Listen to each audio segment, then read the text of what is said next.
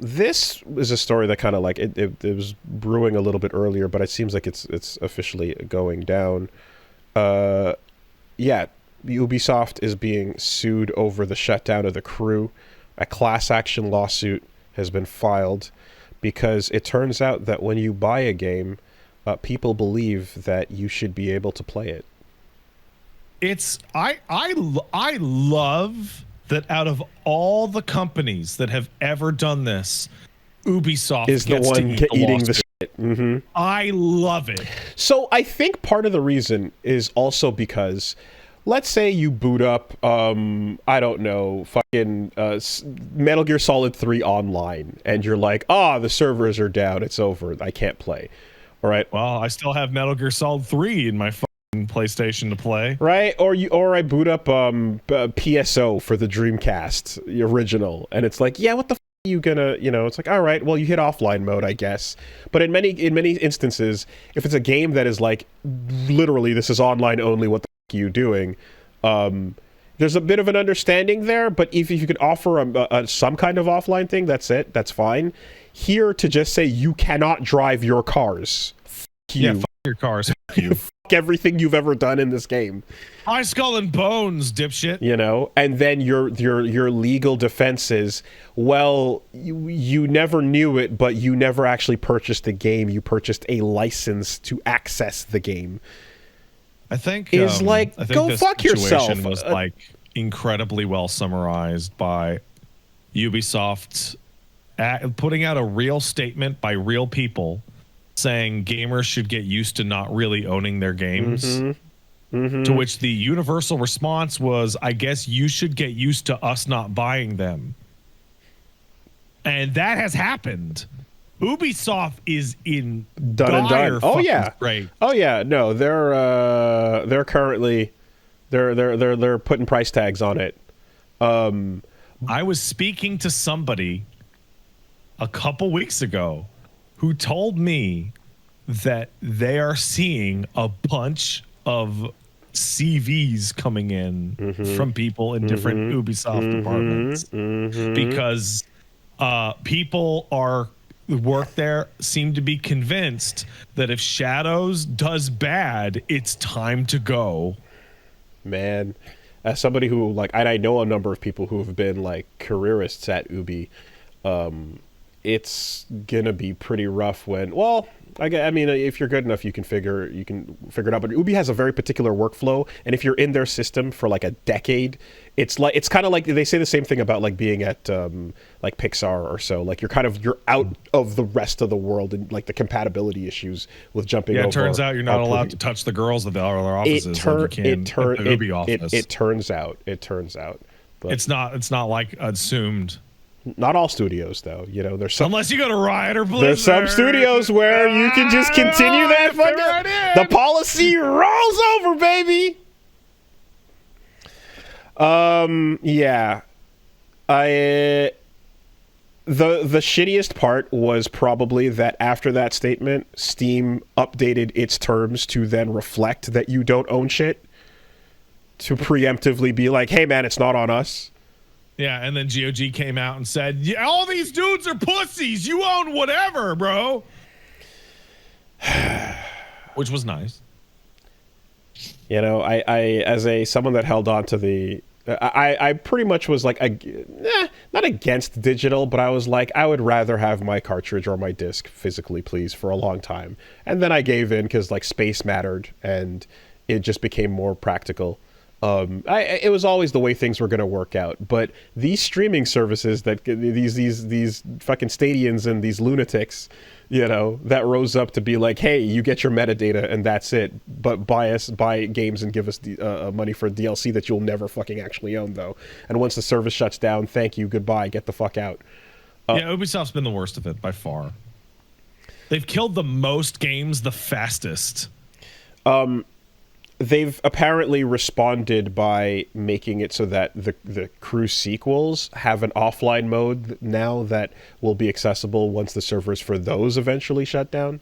Oh, that's great, as long as they give those games out for free to people who bought the first one. But they're not going to do that. So we'll see where this lawsuit goes. But yeah, generally speaking, I think, Your Honor, I bought it and it's gone. And they're saying that I bought a license, but nobody was under that impression, and or that was not a thing. That's not really a thing. I'm hoping that for the same reason that NDAs can be fucking thrown the fuck out, that a judge can look at that and go, yeah, that's bullshit. You buy your games, you own that. What are we talking about? But I know a lot of that also tends to depend on where the case is filed. There's a really interesting.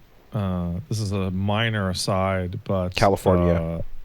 Did we talk about Prince of Persia: The Lost Crown? That was next on the list. I was going to say. Also, speaking of Ubisoft, and how that like bombed, and how Ubisoft just like split the team up and just sent them to various other teams and say, just didn't perform very well. Oh wait, Lost Crown. Sorry, I was going to talk about the Rogue. Never mind. And I don't know if you played Lost Crown. It's like easily the best game Ubisoft has made in like 10 years. It's incredible. It's a fantastic. Not yet, but like, yeah, I could. I'm super. It's amazing, and it's like it's really good. And like, why did it do well? Well, the publishing guy over at Larian, Cromwell, actually made this massive thread explaining that. Because that game did not come out on Steam, it died. And if it had come out on Steam, it would have done really well. Wait, didn't it come out on Steam, but you had to get a fucking Uplay thing to get to do it? No, it came out a year later on Steam. Okay, because I definitely saw and added it to my list. I remember doing, but that was not on launch. It came out in like January of last year. It came to Steam like 2 months ago. Okay. And Cromwell went on in this big long tweet thread that was basically like, well, it's an old franchise, so it's going to skew older because you have to know what Prince of Persia is to care, right? It's a Metroidvania, which also skews older, and the primary skew is PC, which also skews older and skews for Steam. So older people who own Steam are going to be like most of this game's market. And that's the only place it didn't come out. Yeah, so well, when we have a bunch of we're a giant game company, we can sacrifice some lambs to force you to use our launcher. Like, we can take a couple franchises and bleed them out to force your hand over here. Like, what are we trying to? Are we trying to actually make sales here? Like, fuck that. Take a couple things. It's really interesting with Veilguard because EA just gave up. EA has been fighting the EA has been fighting the Origin/EA app battle for like God, how long? Fucking a decade more. And they finally just gave up and like we will sell more copies than the 30% fee we'll lose. Like over and over and over and over and over. I mean, I don't appreciate that, like, when I click play on Cyberpunk, it launches the CD Projekt launcher first, and then you got to go again. But whatever, it's there, it'll do. We're never gonna live in a world without this bullshit. It's just. I'll tell you what, if Veilguard had asked me to install the EA whatever, I would have returned it. That would have been like the final straw on me going, I gots to know. Just removing that little piece of friction like made all the difference. I mean, it's like streaming services though, right? The prospect of getting people over though to browsing and playing on your platform. And then we can make all the money. It's all there. Each person we bring over is millions of dollars in sales.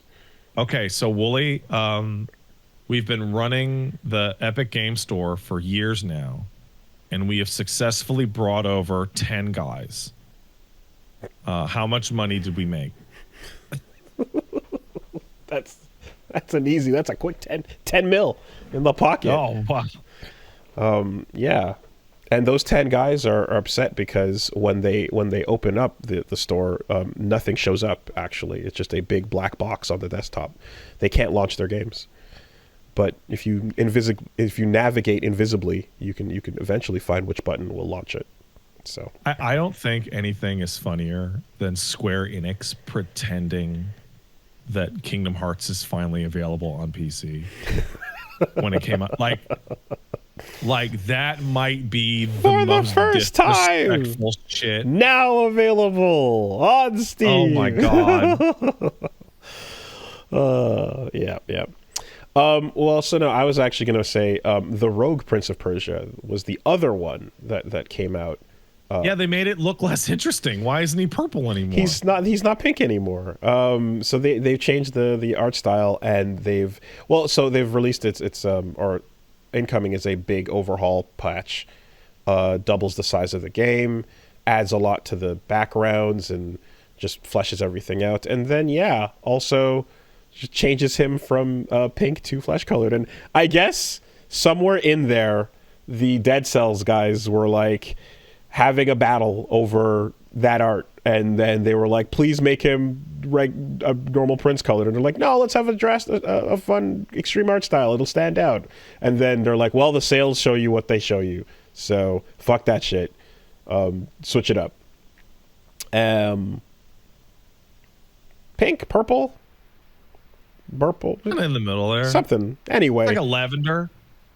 Anyway, it's Play-Doh colored. But yeah, I feel like an internal art battle was lost with the decision. But let me tell you, Wooly, that Lost Crown game, that Prince of Persia game, that is incredible. It is. From from the first trailers, from each trailer I saw, I could tell. I'm like, the combat in this looks fucking sick with the time-based shit, and I'm like, yeah. I'm waiting for a chance to an opportunity to jump on stream with it. And also using the Ubi shit launch. So I got that game for free, and using the Ubi fuck shit launcher is so annoying and infuriating that I ended up not finishing the game. Sounds legit. Because I had to fucking route it through Steam, and I had to deal, and sometimes it would log me out, and it was like a whole and I got so fucking pissed off that I just gave up on it. Uplay was the #1 most annoying third-party launcher. Oh yeah. Always. Origin second. Didn't we do this already? I think we've ranked them. We ranked them before, and we can all agree that Uplay was like the word. No, Games for Windows Live. GFW. Yeah. Games for come on, it's by far the fucking worst. And I'll give a special shout out to the Microsoft Store for stealing parts of your hard drive. I also I feel like Battle.net is immune because it existed before Steam. You know? Like, not in its current form, it didn't. No, it was not the same, but I feel like Battle.net is it's been such a legacy fucking PC. I've never had trouble with Battle.net. No, I don't have issues with it either, you know. Never given me grief. But yeah.